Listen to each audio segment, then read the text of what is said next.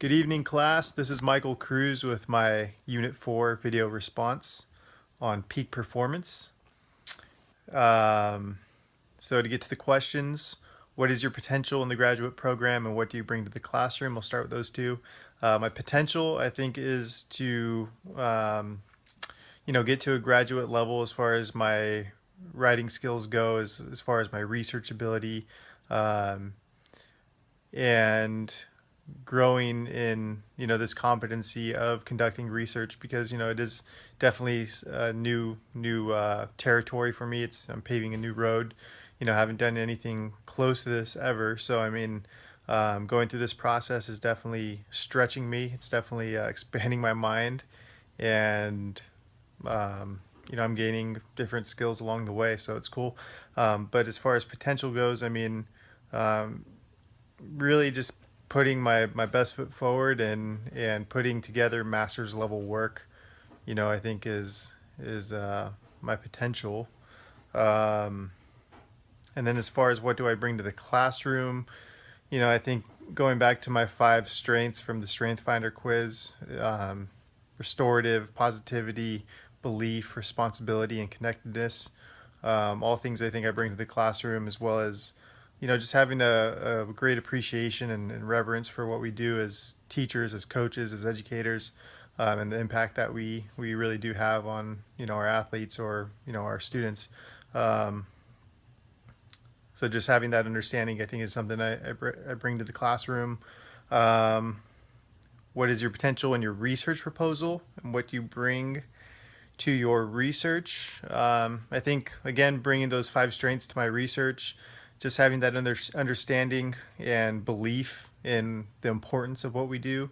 And then as far as the potential I bring to the research proposal, I think the potential is to educate coaches and mainly coaches in this case that leading transformationally and coaching transformationally and looking out for more looking out for your athletes in more ways than just the sport or just the skill will not just prepare them short and long term for life, but you're also contributing to their overall well-being, which I think is really important. So if my research can add credibility or legitimacy or just kind of add to the current research, I think those are all good things, and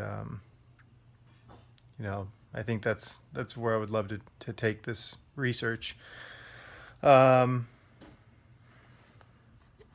let's see. Number 2, what are the current distractions in your life that are preventing peak performance in the class? What steps will you take to manage and counteract these distractions so that you can experience peak performance? So, as far as distractions in my life, you know, I mean, doing some research, the big kind of enemy of peak performance is stress. And for me, I come off as being cool, calm, and collective, and kind of, um, someone who doesn't stress too often. I don't think my friends would think of me as someone who stresses out, but, you know, those really close to me, like my wife, for example, she has firsthand knowledge of it, and a lot of it's just what I express to her. And over the years, she's gotten to know how I am. So, like for example, when I get quiet, when I kind of shut down in a way, it's a kind of a dead giveaway that I'm stressed out and I'm anxious. So, that's something that I've been dealing with a lot throughout this program. Before, it was a lot of just being overwhelmed because I was taking on too much. Currently, I've geared down the schedule, but it's still busy, working full time, like you all probably are experiencing, working full time and doing the program, um, especially it being uncharted territory, being um, introduced to things that I've reading for the first time or kind of going through for the first time.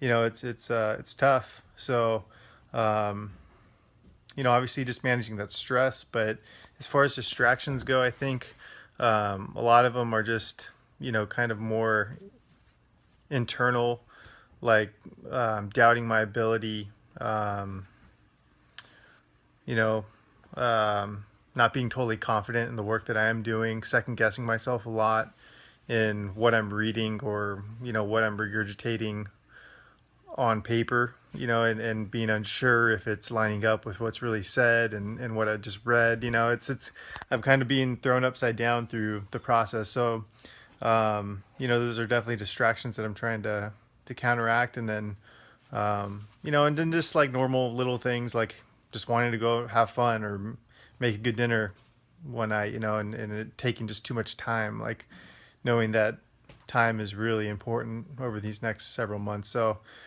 those are some distractions. And then as far as steps I'm going to take to manage, through doing some of the reading some of the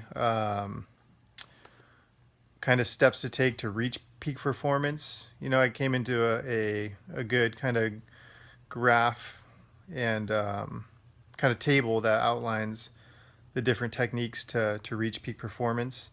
And one of them that stood out was activation management, and I think this is something that I'd love to kind of implement, and some things that I kind of might already do, but to have maybe more of an intentional focus on it. Activation management is the conscious regulation of physiological arousal through relaxation or energizing techniques. So, some examples of this as far as relaxation goes: deep breathing, meditation, body scans, and then energizing steps you can take are rapid breathing, energizing verbal cues, or listening to upbeat music. So I think this is something that could be good, especially alongside cognitive restructuring. And cognitive restructuring is the conscious control and modification of thoughts when they become detrimental to performance. So, I mean, this is something I think I deal with a lot when I talk about doubting myself or second guessing or having even low confidence at times.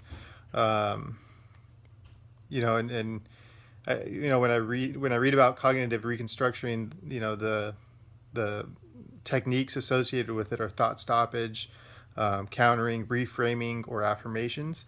And when I read this, one thing I think of, as a Christian at least, is the verse in the Bible where it talks about taking your thoughts captive. And I think this is totally in line with that. And even the first one, activation management, talks of relaxation, meditating, or even praying, about certain things. I think it's just a way to kind of integrate your faith into these skills. But they line up, in my opinion, like perfectly. So, just making a more intentional effort to do that maybe before I'm studying or before I start, or, maybe as I kind of prep to get going on work. So all things I plan on doing. And then the last question: how do you perceive peak performance? What does it look like for you? How do you measure it? I perceive it in a positive light. I think it's awesome. Actually, when I was reading through this, I thought it would have been a phenomenal thing to study for a capstone project as well. What does it look like for me? I think task completion is big, because I have made a schedule for myself. I've created a calendar with all of our work. Do I always kind of get everything done on that calendar? No. But when I do, I feel super accomplished. I feel super good about myself. So, I think completing those tasks, completing them on time, is something that, kind of exemplifies my peak performance. And as far as how I measure it, whether or not I'm actually getting those tasks done, at what rate, what percentage of the tasks I'm getting completed on time, I think is big for me. So I'm not procrastinating or getting things done at the last minute. But that wraps up. Sorry to take so long. But I look forward to hearing yours. And again, this is an awesome topic. So yeah, just really excited to hear what you all have to say as well. But have a great night. Thanks for listening.